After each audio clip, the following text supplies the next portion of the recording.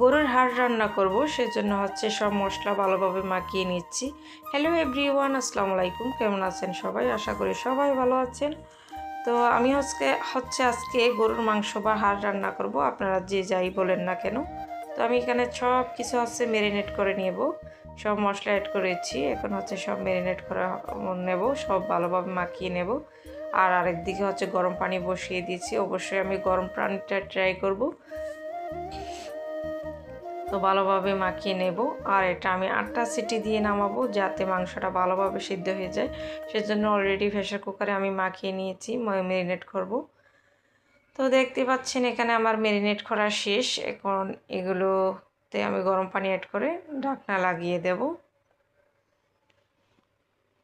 তো দেখতেই পাচ্ছেন। তো আমি এখানে সবগুলো ফ্রেশ করে নিয়েছি, আর সব ধুয়ে দিয়ে কেটে একদম ফ্রেশ করে নিয়েছি। আজকে কি রান্না করব সেগুলো সব কেটে কুটে একদম সব রেডি করে রেখেছি, যাতে ইফতারের সময় ভেজাল না হয়। তো আমি সব কাটাকাটি আমার শেষ। এখন দেখতে পাচ্ছেন তো কি রান্না করব। এখানে গরুর হাড়ও আমি ফ্রেশ করে নিয়েছি। তো এটা ধোয়ার আগে আর কি, ম্যারিনেট করার আগে ভিডিওটা ছিল। তো আলুগুলো সাইজ করে আমি কেটে নিয়েছি। আর এদিকে কচু শাক রান্না করব, সেজন্য আমি সব মশলা অ্যাড করলাম। আর এখানে আমি এটা ইলিশ মাছের মাথা দিয়ে রান্না করব।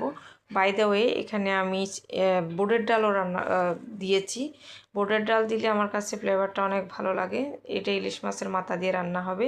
তো আপনারা চাইলে চিংড়ি মাছ দিয়েও রান্না করতে পারেন, অসাধারণ ভালো লাগে। আর কচুটা অনেক ভালো, একদম আমার কাছে তো গরুর মাংসের চাইতে অনেক ফেভারিট, যেহেতু এটাতে ভিটামিনই আছে। তো দেখতে পাচ্ছেন অনেক লোভনীয়। তো আমি ইলিশ মাছের মাথা ভেজে রেখেছি, এখন দিয়ে দেব।